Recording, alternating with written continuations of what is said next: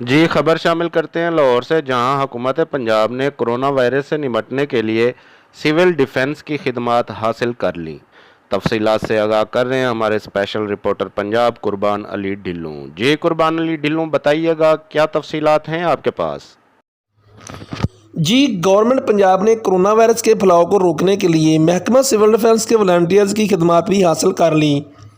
लाहौर काला शाह काकू में UAT university काला शाह काकू में 2 क्वारंटीनिया सेंटर्स बना दिए गए हैं, जहां पर महकमा सिविल डिफेंस के 50 से ज़्यादा वॉलंटियर्स तैनात कर दिए गए हैं।